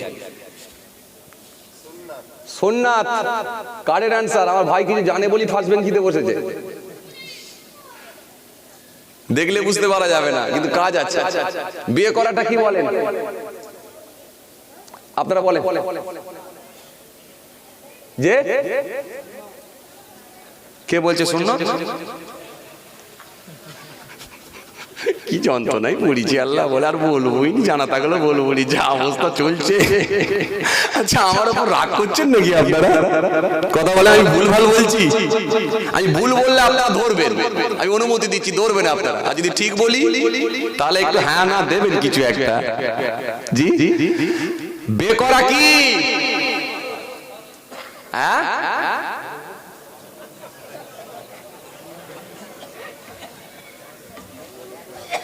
ফরজ মানে কি? আচ্ছা ও বলেছে ফরজ, এই ভাই বলেছে সুন্নত, মাঝখানটা একটা সুন্নত। আচ্ছা আপনারা আর কেউ কিছু বলবেন? সুন্নাত। আচ্ছা ঠিক আছে, সুন্নাতে যদি হয়, সুন্নতে কি? সুন্নতের কটা ভাগ? রে হুজুর এত যদি জানতাম তাহলে স্টেজে তো আমি থাকতাম। কথাটা একদম ঠিক। জি বাবাজি আমার ভাইয়েরা, বাপ এগুলো কিন্তু খুব কমন কথা, আপনারা ধ্যান দিয়ে শোনেন না বলে এই জন্য আপনারা আটকে যাচ্ছেন। আমি এখন তো সোশ্যাল মিডিয়ার যুগ, মাঝে মাঝে যখন মোবাইলে দেখি এই বাংলাদেশের যে বক্তারা ওয়াচ করে, ও আল্লাহ কত অ্যাডভান্স শ্রোতারা। বক্তা হুজুর ওয়াচ মুখ থেকে বলতে দেরি হচ্ছে, শ্রোতা আগেই উত্তর দিয়ে দিচ্ছে এইটা হবে। আপনারা দেখেছেন সোশ্যাল মিডিয়ার যুগ এখন, যে বক্তারা ওয়াজ করে, আর আমরা কি করি জানেন? 5.5 কিলো বাদাম নিয়ে বসলাম, 5.5 কিলো বাদাম নিয়ে খেটাকাট ছাড়াচ্ছে আর ঢালছে, খেটাকাট ছাড়ছে আর খাচ্ছে, খেটাকাট ছাড়ছে আর খাচ্ছে, খেটাকাট ছাড়ছে আর খাচ্ছে। আবার অনেকে খৈনি নিয়ে বসে, একটু মাঝে মাঝে মুলে বলে এই তুই একটু লে, তুই একটু লে, ভাগ বটা করছে। আবার অনেকে, আবার বাবাজি আমার ভাইয়েরা বসে বললেই ঘুম এসে যাচ্ছে, ওই বসলি ঘুম। এই জন্য আমি বলি, বাপ যেখানে যাবে, বাপ ওয়াজ শোনার মানসিকতা নিয়ে, ওয়াজ শোনার নিয়ত নিয়ে যাবে। যেদিনে মন খারাপ থাকবে, পেট খারাপ থাকবে, শরীর খারাপ থাকবে, বউয়ের সঙ্গে ঝগড়া হবে, ছেলের হাইব্রিড ঘুষি খাবে, সেদিনে যাওয়ার দরকার নেই। আমার কথা বুঝে আসছে আপনাদের কি বলছি? কথা মন খারাপ, পেট খারাপ, শরীর খারাপ, বউয়ের সঙ্গে ঝগড়া, ছেলের হাইব্রিড ঘুষি খেলে যাওয়ার দরকার নেই। চিন্তা মাথায় থাকলে হয় না, ফ্রি মাইন্ডে বসুন, কাজ হবে, শুনবেন, উত্তর দেবেন। পরের হুজুর যখন ওয়াজ করবে, অন্য জায়গায় যখন যাবেন ফাটাফাট উত্তর দিতে পারবেন। এই বিবাহটা আমার ভাই যে ফরজ বলেছে ও খারাপ বলে না, কারোর জন্য হয়ে যায় ফরজ, কারোর জন্য হয়ে যায় ওয়াজিব, কারোর জন্য হয় সুন্নাত। তবে সুন্নাতের দুটো ভাগ আছে, একটা হলো সুন্নতে মুআক্কাদা আর একটা হলো সুন্নতে গায়ের মুআক্কাদা। সুন্নতে গায়ের মুআক্কাদা, সুন্নতে মুআক্কাদার ভাগ কি জানেন? জানেননি না? আসরের নামাজ ক রাকাত? জি এই বাচ্চা ছেলে আপনার ছাত্র মাশাআল্লাহ উত্তর দিয়েছে 8 রাকাত। কারেক্ট অ্যানসার, চাচাও বলেছে 8 রাকাত। আসরের নামাজ হলো 8 রাকাত। অনেকে জানেই না, যারা জি একদম, যারা কন্টিনিউ শুধু ওই 4 রাকাত পেরে দিয়ে চলে আসে, ওরা জানি না, ওরা বলতেই পারবে না, ওরা 8 রাকাতও জানে না, কারণ 4 রাকাতই পড়ায় অভ্যস্ত। আসরের নামাজ 8 রাকাত, 4 রাকাত সুন্নাত, 4 রাকাত ফরজ। এই 4 রাকাত সুন্নাত যেটা, এটা হলো সুন্নতে গায়ের মুআক্কাদা, যেটা আপনি মাঝে মাঝে পড়েন, মাঝে মাঝে ছাড়েন। রাসূলুল্লাহ মাঝে মাঝে পড়েছেন, মাঝে মাঝে ছেড়েছেন, সেটাই হলো গায়ের মুআক্কাদা। গায়ের মানে হলো ছাড়া। কথা বুঝছেন বাবাজি আমার ভাইরা? আর যেটা সুন্নতে মুআক্কাদা রাসূলুল্লাহ পড়েছেন, ওটা পড়তে হবে, না পড়লে গুনাহ। ফজরের নামাজ ক রাকাত? 4 রাকাত। 2 রাকাত সুন্নাত, 2 রাকাত ফরজ। এই 2 রাকাত সুন্নাত যেটা আমরা ফরজের আগে যেটা পড়ি, এটা হলো সুন্নতে মুআক্কাদা, না পড়লে গুনাহ হবে। কথা বুঝাতে পারলাম? বুঝেছেন? সুন্নতে মুআক্কাদা, সুন্নতে গায়ের মুআক্কাদা আমরা বুঝতে পেরেছি। বাবাজি আমার ভাইরা, এই বিয়ে করাটা হলো সুন্নতে মুআক্কাদা, রাসূলুল্লাহ করেছেন, করতে বলেছেন, এইজন্য আমরা করি। এটা হলো সুন্নতে মুআক্কাদা। কথা বুঝছেন? এবারে কারোর জন্য হয় ফরজ, কারোর জন্য হয় ওয়াজিব। কথা বুঝছেন? তৎকালীন সময় আইয়ামে জাহেলিয়াতের যুগে 4 প্রকারের বিবাহ ছিল। কয় প্রকারের? কথা কন না কেন, আমার দিকে খেয়াল করুন, নাহলে বুঝতে পারবেন না। কয় প্রকারের? 4 প্রকারের বিবাহ প্রচলন ছিল। আজকে সেই রকম ভাবে একই স্টাইলে চলছে, খালি বিবাহ নামটাকে ডিলিট করেছে, একটু মডিফাই করেছে, মানুষ একটু আপডেট হচ্ছে তো একটু মডিফাই করেছে, একই স্টাইলে চলছে। এজন্য আমি একটা দিন বলছিলাম না, যে আমি একদিন বসে বসে ভাবছিলাম যে মানুষ এত সমকামিতার সঙ্গে এত পরকীয়ায় কেন লিপ্ত হয়। আমি হিসাব করে দেখলাম যে ওদের বিবাহের গন্ডগোল আছে। এজন্য একটা পুরুষ যখন বিবাহ করবে, লিমালিহা ওয়ালি হাসানিহা ওয়ালি জামালিহা ওয়ালি দীনিহা, একটা পুরুষকে বিবাহ করতে হলে কমপক্ষে 4টে গুণ দেখে বিবাহ করো। 4টে গুণ দেখে যদি ইয়ং ছেলেরা বিবাহ করতে শুরু করে, মহিলারা 4টে গুণ তৈরি করতে বাধ্য হবে, নালে তার বেই হবে না। কথা কন না কেন আপনারা? যদি যুবক ছেলেরা বলে 4টে গুণ না পেলে আমরা বিয়ে করব না, মহিলারা 4টে গুণ তৈরি করতে বাধ্য হবে না? জিন্সের প্যান্ট থাকবে তাদের? কথা কন না কেন আপনারা? থাকবে? টি শার্ট আর থাকবে? থাকবে না, থাকবে না। গাল পালিশ, ঠোঁট পালিশ, নাক পালিশ, পালিশ মালিশ থাকবে? থাকবে? থাকবে না। এই পালিশ মালিশ একমাত্র শুধু স্বামীর জন্য বৈধ, বাকি পৃথিবীর সমস্ত মানুষদের জন্য অবৈধ। আজকে কেন এত হচ্ছে অন্যায়? এই কারণ তো এগুলোই তো ইস্যু। একটা জিন্সের প্যান্ট পরা, টি শার্ট পরা একটা মহিলা যদি হেঁটে হেঁটে যায়, একটা বড় মহিলা যদি হেঁটে হেঁটে যায়, মানুষ তাকাবে, যুবক ছেলেরা কার দিকে ভাই? নামাজি লোকেরা বলছে ওরে বাবা একটা যাচ্ছে দেখ। ঠিক বলছি না ভুল বলছি? 80 বছরের বুড়ো সেও চোখ তুলে দেখছে। এই জন্য প্রথমে একটা কথা বলেছিলাম, গোনা ছাড়া কেউ মানুষ নাই। শুধু মনে করবেন না যে ও শারীরিক সম্পর্ক করেছে বলে ওই গোনার সঙ্গে সম্পৃক্ত। আপনি যে একবার এরকম করে দেখলেন না, এতেই আপনার চোখের জেনা হলো। আছেন কোথায়? এই জন্য এক মহিলাকে দেখা হচ্ছে এক দৃষ্টি পরিবার, এক দৃষ্টি। এই যাচ্ছেন, যেতে যেতে ফট করে চোখে পড়ে গেল, যেই চোখে পড়ে গেল মাথা নিচু করে নিলেন, দ্বিতীয়বারে তাকানো মানেই গোনার খাতায় চালু হয়ে গেল। এত সহজ নয়, শরীয়তের মাসলা আছে। ইসলাম সব বেঁধে দিয়েছে বাবা। যদি আজকে পৃথিবীর জমিনে যদি এই কাজগুলো মানা হতো, পৃথিবীর জমিনে কোনো অন্যায় থাকতো না। আমার ইসলাম স্বচ্ছ ধর্ম বাপ, সব শিখিয়েছে, সব শিখিয়েছে। আপনি মানেননি, শেখেননি, জানেননি, এটা আপনার দুর্বলতা, কিন্তু আপনি খারাপ বলতে পারবেন না।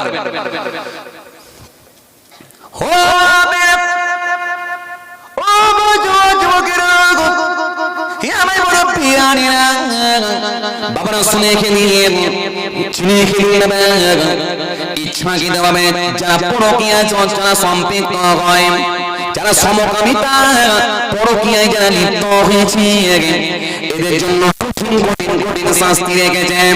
পরকীয়া যারা পৃথিবীর জমিনে করে, জিনা ব্যভিচারে যারা লিপ্ত হয়, আমার নবী জানিয়ে দিয়েছে 6টা শাস্তি তাদের ভোগ করতে হবে। পৃথিবীর জমিনে 3টে হবে, আখিরাতে কিয়ামতের ময়দানে আল্লাহ 3টে দেবেন। 6টা শাস্তি তাকে ভোগ করতে হবে, 6টা শাস্তি ভোগ করবেন। পৃথিবীর জমিনে 3টা পাবে, আখিরাতে 3টা পাবে। 6টা শাস্তি তাকে ভোগ করে, এই শাস্তিগুলো নিয়ে এরপর আমার আল্লাহ তাকে জাহান্নামের মধ্যে নিক্ষেপ করবে। যুবক ছেলেরা কই ভাইরা, মন খারাপ করছে নাকি? একে আর তুলবিনি, গুড়া কেটে দিচ্ছে। আমার কাজ হলো গুড়া কাটো, ডালপালা কাটবনি, শিকড় কেটে দাও। আসেন, বলার কাজ আমার, বলে দেওয়া। বলে দেওয়ার দায়িত্ব আমার, মানার দায়িত্ব আপনার। কেন? আল্লাহ আপনাকে ইসলাম ধর্মে পাঠিয়েছেন বলে বলছি। এই জন্য সুন্দর করে বললেন, الذين آمنوا يخرجهم من الظلمات إلى النور والذين كفروا أولياءهم الطاغوت يخرجهم من النور إلى الظلمات أولئك أصحاب النار هم فيها خالدون। আল্লাহ সুন্দর করে বললেন, নিশ্চয় আমি আল্লাহ পাক ঈমানদারদের বন্ধু, তাদেরকে আমি আল্লাহ নিয়ে আসি অন্ধকার হইতে আলো দিকে। মুসলমান ঘরে আল্লাহ জন্ম দিয়েছেন, ঈমানদারের ঘরে আল্লাহ জন্ম দিয়েছেন, পাঠিয়ে দিয়েছেন নামাজ, পাঠিয়ে দিয়েছেন রোজা, পাঠিয়ে দিয়েছেন কোরআন, পাঠিয়ে দিয়েছেন হাদিস, পাঠিয়ে দিয়েছেন রাসূল, পাঠিয়ে দিয়েছেন পয়গম্বর। এরপরে যদি আপনি বলেন আমি জানি না, মার মনে হয় ফাঁকে পড়বে না, মার পিঠে ছাড়া কোনো রাস্তা না। মার ফিটে না পাকে। কথা কননি কেন আপনারা? লোক তো বাড়ছে, যুবক ছেলেগুলো কি হলো ভাই? আছে তো নাকি, না ঘুমোচ্ছ? হ্যাঁ, মার পিটে না ফাঁকে।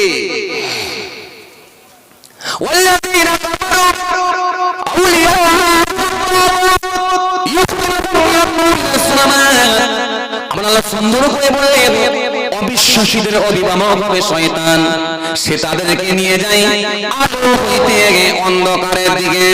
শয়তানের কাজ হলো অন্ধকারে ভরে দেওয়া, শয়তানের কাজ হলো সমকামিতায় লাগিয়ে দেওয়া, শয়তানের কাজ হলো পরকীয়ায় লাগিয়ে দেওয়া, শয়তানের কাজ হলো মদের খাতায় নাম তুলিয়ে দেওয়া, শয়তানের কাজ হলো ঘুষের খাতায় নাম তুলে দেওয়া, শয়তানের কাজ হলো অহংকারের খাতায় তুলে দেওয়া, শয়তানের কাজ হলো গীবতের খাতায় নাম তুলে দেওয়া, শয়তানের কাজ হলো অন্যায় কাজের সঙ্গে মানুষকে সম্পৃক্ত করা, শয়তানের কাজ হলো অন্যায় কাজের দিকে মানুষকে অগ্রসর করা। এটা হলো শয়তানের কাজ। আমি আল্লাহ উলাইকা আসহাবুন নার, ওরা শয়তানের কথাগুলো মেনে নেবে, হুম ফিহা খালিদুন, সেখানে তারা চিরকাল অবস্থান করবে, চিরকাল থাকবে, চিরকাল শাস্তি ভোগ করবে, বাঁচাবার কেউ থাকবে না। একদিক দিয়ে পূর্বে আর একদিক দিয়ে জিন্দা হবে, জাহান্নামীদের চামড়া বিশ্বনবী মুহাম্মদ সাল্লাল্লাহু আলাইহি ওয়াসাল্লাম মিরাজে গিয়েছিলেন। মিরাজে গিয়ে আল্লাহ নবী দেখলেন একদল যুবক, একদল যুবতী, তারা জাহান্নামের আগুনের মধ্যে চুলাতে উঠছে, মাঝে মাঝে উঠছে, আবার তারা নিচের দিকে চুলাতে উঠছে, আবার উঠছে, হযরত জিবরাইল আমার নবী জিজ্ঞাসা করলেন, ইয়া হযরত জিবরাইল ফেরেশতা, এরা কারা এত কঠিন শাস্তির মধ্যে, এরা কারা? হযরত জিবরাইল ফেরেশতা বলেছেন, ইয়া রাসূলুল্লাহ হাবিবাল্লাহ, হুজুর দুনিয়ার জমিনে এরা জেনা ব্যভিচারে লিপ্ত ছিল, দুনিয়ার জমিনে এরা পরকীয়ায় সম্পৃক্ত ছিল। বাপের নাম ভুলে যাবে।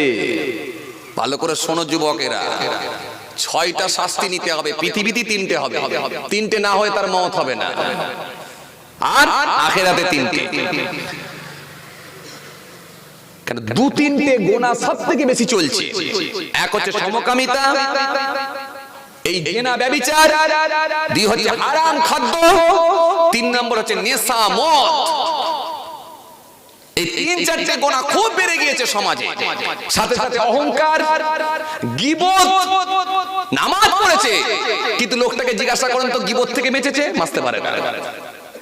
নামাজ পড়েছে, লোকের সমালোচনা থেকে বেঁচেছে? বাঁচতে পারে না। নামাজ পড়েছে, অহংকার থেকে বেঁচেছে? বাঁচতে পারে না, বাঁচতে পারে না। ভাইরা আমার, দোস্তরা আমার, বাবাজিরা আমার, ভুল বুঝবেন না, রাগ করবেন না। এই জন্য তৎকালীন সময় বিবাহ ছিল কয় প্রকারের বিবাহ বলেছিলাম? 4 প্রকারের বিবাহ। নারীর গুণ দেখতে হবে কটা বলেছিলাম? 4টে গুণ দেখতে হবে। ভাইরা আমার, দোস্ত আমার, বিবাহ কয় রকম বলেছিলাম? যাক ভুলে গেছে, আচ্ছা বাদ দেন। কয়টা গুণ দেখতে হবে বলেছিলাম? আর সমকামিতা পরকীয়ার শাস্তি কটা বলেছিলাম? সমকামিতা যারা করে, আজকের দেশের সরকার বলছে সমকামিতা তোমাদের জন্য হালাল, কোনো সমস্যা নাই। নাউযুবিল্লাহ, আস্তাগফিরুল্লাহ। পরকীয়া আজকের দিনে বলছে হালাল, তবে সরকারি আইন আর একটা হচ্ছে ধর্মের আইন। ধর্মের আইন কিন্তু বাদ দিলে হবে না, সমাজে আরো অন্যায় কাজ বেজে যাবে। সরকার বলছে তোমার বউ যদি অন্যজনের বাড়িতে গিয়ে আড্ডা মারে, কৈফিয়ত করার কোনো জায়গা নাই। এখানে কোন থানা? ভাঙড় থানা? কাশীপুর থানায় গিয়ে যদি বলে, কাশীপুর থানাতে গিয়ে যদি বলে, স্যার আমার বউ অন্যজনের বাড়িতে গিয়েছিল স্যার, বলে জানিস নি তুই? সরকার তো পাস করেছে আইন, জানিস না? বেশি কথা যদি বলিস, তোর বউ যদি তোর বিরুদ্ধে নালিশ করে, এখনই তোকে অ্যারেস্ট করব, চল যা, ওই বউলি থাক। আর এই জন্য আজকে এত অন্যায় বেড়ে যাচ্ছে। কিন্তু ধর্মের আইন একটা আছে, ধর্মের একটা বর্ডার আছে, শরীয়তের একটা গন্ডি আছে। সম্পূর্ণভাবে ইসলামের মধ্যে ঢোকো, যাতে করে তোমাদের ভেতরে কোনো ত্রুটি না থাকে। রাগবে দাড়ি, টানবে বিড়ি, এটা না হয়। পড়বে নামাজ, জমির আল কেটে কেটে বাড়াবে আজ, এটা না হয়। জমির আল কাটা তোমাদের জন্য সোজা না হয়ে যায়। মাথায় দেবে টুপি, লোকের পিছনে চালাবে কূটনীতি, এটা না হয়। কথা কি বুঝে আসছে কি বলছি? উদখুলু ফিস সিলমি কাফা। এত সহজ নয়। শরীয়তের একটা গন্ডি আছে, সার্কেল আছে, এর বাইরে আপনি যেতে পারবেন না। ওয়াল্লাহি তো অনেক টাইম হয়ে গেছে, আমি বলেই যাচ্ছি। হ্যাঁ আমি বলেই যাচ্ছি ভাই, আর আপনারাও হাঁ করে দেখছেন আমার মুখের দিকে।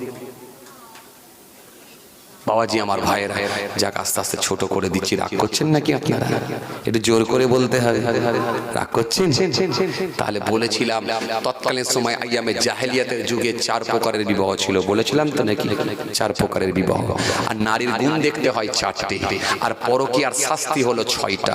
এটা বাকি আছে, চলছিল। আমি যেখান থেকে স্টার্ট করেছিলাম, কয় নম্বরে ছিলাম আমি? 3 নম্বরে ছিলাম। বাকি রয়েছে আর কটা?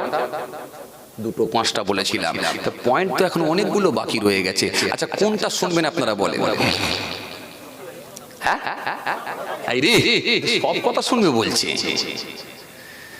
আবার পেছন টান আছে তো বাবাজি আমার ভাইয়েরা। যাই হোক, ভালো লাগছে আজকের মাহফিল, ভালো লাগছে মাশাআল্লাহ আপনাদের আগমন, ভালো লাগছে আপনাদের ঐক্য, ভালো লাগছে আপনাদের রিলেশন, মাশাআল্লাহ খুব ভালো লাগছে। এখানে আমরা যখন বসি, কে সিপিএম, কে তৃণমূল, কে বিজেপি, কোনো পরিচয় নয়, পরিচয় একটাই, আল্লাহর বান্দা, রাসূলুল্লাহর উম্মত। কথা বলেন। এই জন্যই তো ইসলাম এই ব্যবস্থা করেছে। আফতার করবি একসঙ্গে ঐক্যবদ্ধভাবে, জামাতের সঙ্গে নামাজ পড়বি ঐক্যবদ্ধভাবে। যা সকালবেলা দেখা হবে, ভোরবেলাতেই আগে সালাম দিয়ে মসজিদে ঢুকবি, তোদের সম্পর্ক রিলেশন বেড়ে যাবে। কিন্তু আমাদের মনে এমন হিংসা, ও ঢুকলে আমি আর ঢুকি না। কথা বলেন। আমরা আফতার করলে ওর সঙ্গে দেখা না হয়ে যায়, ও বসেছে এই দিকে, আমি চলে যাচ্ছি ওই দিকে। এরকম মানুষ আজকে আছে না? নাই, সমাজে আছে। আমার ইসলাম শিখিয়েছে, নবী মুহাম্মদ সাল্লাল্লাহু আলাইহি ওয়াসাল্লাম শিখিয়েছেন, বারবার নয় একাধিকবার শিখিয়েছেন, যাতে এদের মধ্যে সম্পর্ক, ভালোবাসাটা বাড়ে। জি, সপ্তাহে একটা বড় জামাত, জুম্মার নামাজ, বড় নামাজ, জুম্মার নামাজ, বড় জামাত, যাতে করে এদের সম্পর্কটা বেড়ে যায়। সকলেই যেমন গিয়ে ঐক্যবদ্ধ হয়ে জামাতের সঙ্গে নামাজটা আদায় করে। শেখানো যাবে না 2 রাকাত পড়ি হাওয়া, 2 রাকাত পড়ি হাওয়া। এই জন্য বাবা 4 প্রকারের মানুষ নামাজ পড়েও জাহান্নামে যাবে, জানেন? তো সহজ নয় বাবাজি, মাথা গোল হয়ে যাবে। ইসলাম সব শিখিয়েছেন বাপ। কাঁধের উপর দিয়ে, ঘাড়ের উপর দিয়ে, পিঠের উপর দিয়ে, মাথার উপর দিয়ে ডিঙিয়ে ডিঙিয়ে ডিঙিয়ে ডিঙিয়ে ফাঁস কাতারে গিয়ে বসছে। মাঝে মাঝে তাকাচ্ছে, বলে ও হাজি সাহেব আসছে, ও ছাড়তে হবে। ও আচ্ছা জমিদার আসছে, ও ছাড়তে হবে। ও আচ্ছা আচ্ছা এলাকার মেম্বার আসছে, ছাড়তে হবে। কাঁধের উপর দিয়ে, ঘাড়ের উপর দিয়ে, পিঠের উপরে ডিঙিয়ে ডিঙিয়ে ফাঁস কাতারে গিয়ে বসলো। রাসূলুল্লাহ বলেন, ফাঁস কাতারে নয়, জাহান্নামায় যাবার জন্য একটা পুল বানালো, সেতু বানালো। এটা ইসলামের আইন বাপ। এখানে একটা যেমন বাদশারও যেমন অধিকার আছে, আর একটা কি বলে আপনার রাজারও যেমন অধিকার আছে, একটা প্রজারও ঠিক তেমনই অধিকার আছে। একটা বাবাজি আমার ভাইরা, বাদশারও যেমন অধিকার আছে, একটা গোলাম চাকরেরও অধিকার আছে। যে যেখানে সিট পাবে সেখানেই বসবে। পেছনের লোক কাঁধের উপর দিয়ে, ঘাড়ের উপর দিয়ে, পিঠের উপর দিয়ে ডিঙিয়ে ফাঁস কাতারে গিয়ে বসে ফাঁসের কাতারের লোকটাকে পিঠের পিছন দিকে পাঠিয়ে দিয়ে, এটা ইসলাম বরদাস্ত শরীয়ত বিরোধী। কথা বুঝতে পারছেন? হ্যাঁ, সব বলেছে ইসলাম। কি বলেছে বলে। আমার দোস্তরা, আমার বাবাজিরা, আমার ভুল বুঝবেন না, রাগ করবেন না। চলুন আর 2-1টা কথা বলে দিই।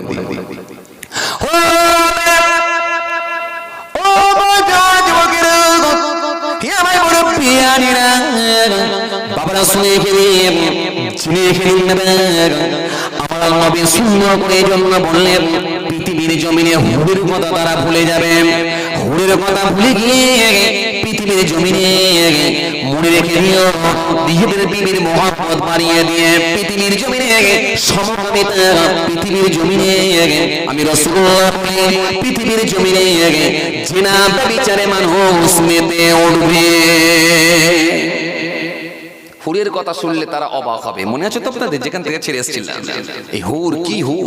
আমার হাফেজ সাহেব ভাই যে বসে আছে, জিজ্ঞাসা করে দেখেন, পড়েছেন তাফসীর, জিজ্ঞাসা করে দেখেন, হুর সম্পর্কে যদি আলোচনা করা হয়, রাসূলুল্লাহ বলেছেন অবাক হবে, সত্যি অবাক হবে, অবাক হবে। কোরআনের মধ্যে আল্লাহ হুরের সম্পর্কে আলোচনা করেছে। হুর, যে হুর সম্পর্কে বলা হয়েছে মিশক জাবজং দ্বারা তাদের শরীর বানানো হবে, আবে হায়াত খামির দ্বারা তাদেরকে বানানো হবে, যাদের চেহারাটা হবে জাফরানের ন্যায় নুরানি আলোতে তাদের চেহারার উপরে আয়নার মতো ছবি ভেসে উঠবে। তাদের বক্ষের দিকে, কপালের দিকে, মুখের দিকে, চেহারার দিকে আপনার ছবিটা ভেসে উঠবে। আল্লাহ ঈমানদারদেরকে আল্লাহ ৭০টা করে হুর দেবেন, জানেন তো আপনারা? জোরে বলবেন না সুবহানাল্লাহ? এখানে একটু পরকিয়া থেকে বাঁচুন, ইনশাআল্লাহ ৭০টা করে হুর পাবেন, ৭০টা করে পাবেন। যাদের শরীরকে আল্লাহ এমন নরম বানাবে, ডিমের ভেতরে যে সাদা একটা আবরণ পর্দা থাকে, এই পর্দা যেমন নরম তার থেকে বেশি নরম হবে এক একটা হুর। মতির নাই সাদা হবে। আর সংরক্ষণ করে যেমন আপনি স্বর্ণকে রাখেন, এইভাবে সংরক্ষণ করে আল্লাহ রেখেছেন।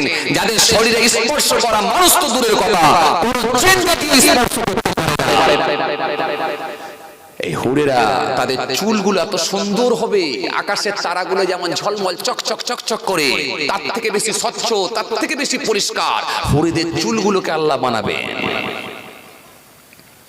৭০টা করে হুর আল্লাহ দেবে, আল্লাহ বড় খুশি হয়ে যাবে। ভাইরা আমার, দোস্তরা আমার, বাবাজিরা আমার, ৭০টা করে হুর দেবে। পৃথিবীর জমিনে যারা সমকামিতা করে, এখান থেকে একটু বাঁচুন, ইনশাআল্লাহ আল্লাহ সুযোগ দিয়েছেন। পৃথিবীর জমিনে স্বামী স্ত্রী সম্পর্ক করলে মাত্র 10 মিনিট, 7 মিনিট, 8 মিনিট, কিন্তু হুরেদের সঙ্গে যখন শারীরিক সম্পর্ক করে আল্লাহ সুযোগ দিবে, মনে রেখে দিও, ভালো করে শুনে রেখে দাও, 40 বছর অতিক্রম হবে, এত তৃপ্তি পাবে।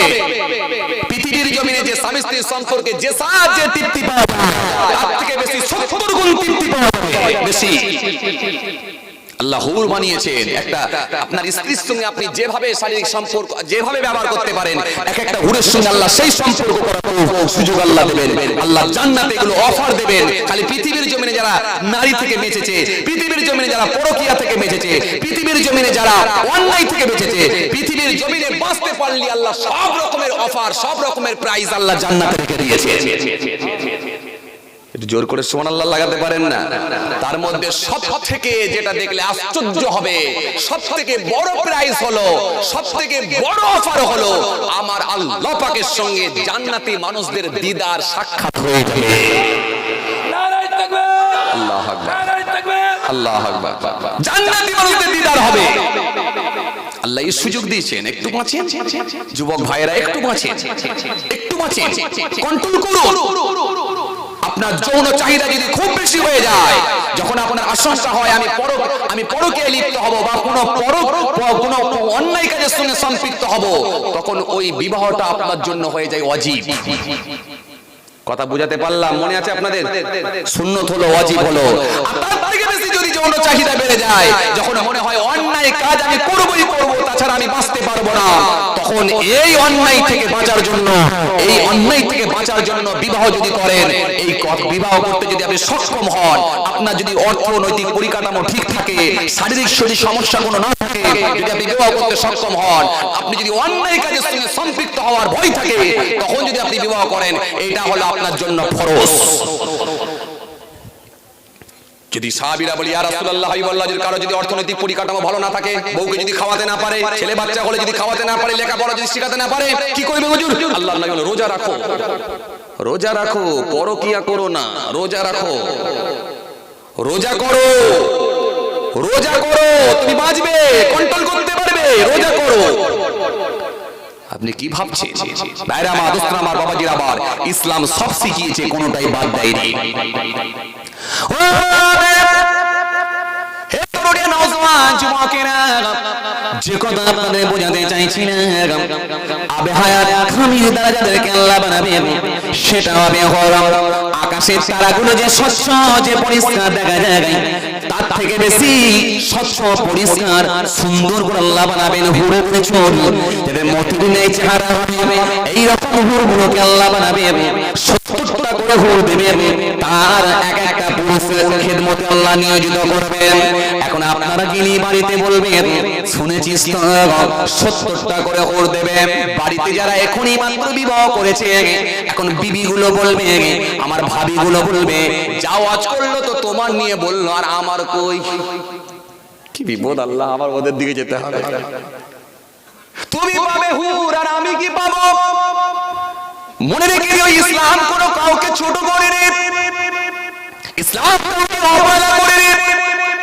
আপনার বিবিটা যদি জান্নাতে যায়, জান্নাতের মধ্যে গেলে ওই 70টা হুরের মধ্য থেকে তার থেকে আরো বেশি সুন্দরী বানাবেন আল্লাহ রাব্বুল আলামিন আপনার বিবিকে। 70টা হুরের জীবন চলেন, তার থেকে বেশি সুন্দরী করে দেবেন জান্নাতের ভেতরে আপনার বিবিকে। এখানে বুড়ি হয়েছে, এখানে বুড়ো হয়েছে, ভয় পাওয়ার কোনো কারণ নাই। এখানে কালো, এখানে সাদা, এখানে সামলা, ভয় পাওয়ার কোনো কারণ নাই। এখন বুড়োরা বলবে হুজুর বাবাজি এই গল্প শুনে আমাদের লাভ কি, এ তো মাল পার হয়ে গেছে আমাদের টাইম, আমরা কি পাবো, কোথা যায় বাবা, আমার ওদের দিকে যেতে হবে। আমরা কি পাবো, বুড়োরা আবার রেগে রাসূলুল্লাহর কাছে একটা বুড়ি এসেছে, বুড়ি মেয়ে, বুঝেন তো আপনারা, বিদ্যা মহিলা বুড়ি এসে বলে ইয়া রাসূলুল্লাহ, হাবিবাল্লাহ, হুজুর আপনি একটু বলেন যে আমি জান্নাতে যাব। আল্লাহর নবী সত্য কথার উপরে মাঝে মাঝে রসিকতা করতেন, মাঝে মাঝে একটু আল্লাহর নবী মজাক করতেন, একটু মুচকি হেসে মজাক করে বললেন, হে বুড়ি শুনে রেখে দাও, বুড়িরা তো জান্নাতে যাবে না। রাসূলুল্লাহ বলে দিয়েছে জান্নাতে যাবে না, মানে আর কারোর সার্টিফিকেট দরকার আছে?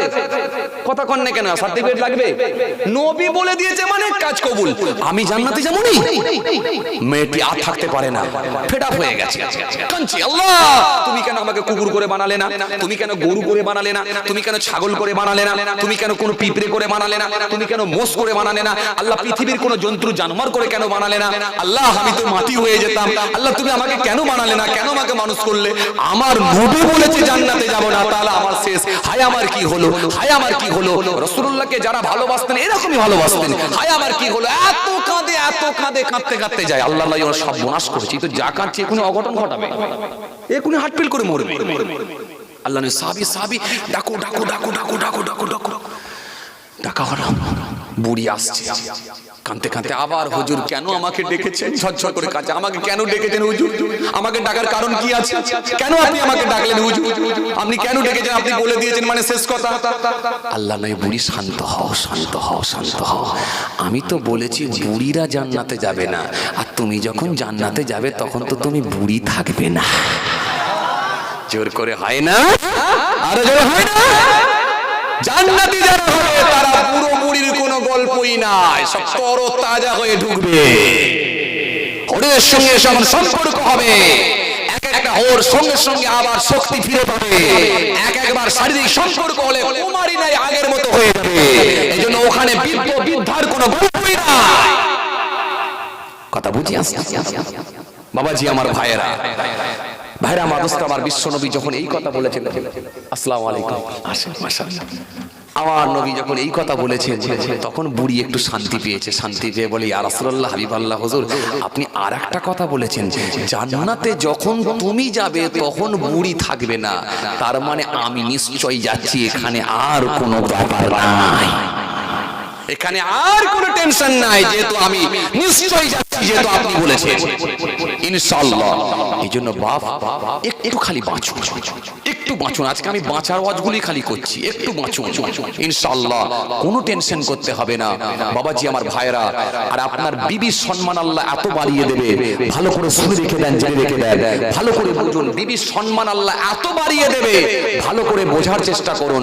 আপনার বাড়িতে যদি কোনো চাকরানি থাকে, আপনার বাড়িতে যদি কোনো দাসী থাকে, এই দাসী যদি আপনার বিবির থেকে বেশি সুন্দর হয়, বিবির থেকে যদি সুন্দরী হয়, আচ্ছা বলুন তো ওই দাসীটা কি বিবির মর্যাদা পায়? আরে কথা কন না কেন, বিবির মর্যাদা পায়? বিবির মর্যাদা পায় না। এই জন্য জান্নাতি যারা নারী, জান্নাতি যারা মহিলা হবে, তাদের সম্মান আল্লাহ এত বাড়িয়ে দেবে, তাদের কাছে হুরেরাও কিন্তু তাদের কাছে সেই মর্যাদা পাবে না। বিবির সেই মর্যাদা আল্লাহ যেমন বাড়াবে, হুরেদের মর্যাদা সেরকম বাড়াবে না। ভাইরা আমার, দোস্তরা আমার, বাবাজিরা আমার, যাই হোক, তাহলে আরো কিছু বক্তৃতার মধ্যে ছিল, আমি অসমাপ্ত বক্তব্যকে সমাপ্তের দিকে ঠেলে দিলাম। আল্লাহ নিয়ে এলে আবার কোনোদিন আলোচনা হবে ইনশাআল্লাহ। মাশাআল্লাহ, এখন ভাইজান এসেছেন, আল্লাহ করে কি নাম যেন ভুলে গেলাম, জনাব হযরত হাফেজ মাওলানা কুতুবউদ্দিন সাহেব মাশাআল্লাহ এসেছেন, খুব যোগ্য মানুষ, টেনশন নেবার কোনো কারণ নাই। সকলেই বসুন, ওয়াজ শুনুন। মাশাআল্লাহ, আল্লাহ আমি ছোট করে দিলাম, আল্লাহ নিয়ে এলে ইনশাআল্লাহ বাকিটা কোনোদিন কভার করার চেষ্টা করব। অনেক সময় লেগে যাচ্ছে, কথা বুঝতে পারছেন। দোয়া রাখবেন আমার জন্য, আমিও দোয়া রাখি। পীরের আওলাদ হিসাবে দু চার কথা বললাম। বাবাজি, হিংসা থেকে বাঁচবেন, গীবত থেকে বাঁচবেন, অহংকার থেকে বাঁচবেন, এইগুলি ধ্বংসের মূল হয়ে দাঁড়ায়। বাবাজি আমার ভাইরা, যাই হোক আমার জন্য দোয়া রাখবেন। বিক্ষিপ্ত আলাপ আলোচনা করেছি, ধারাবাহিক আলোচনা করতে পারি না সময়ের দিকে লক্ষ্য করে, আমার জন্য দোয়া রাখবেন। সকলে একবার তাকবীর দেন, নারে তাকবীর, আর জোরে করে নারে তাকবীর, আর জোরে করে নারে তাকবীর। সিলসিলায়ে মুসাফির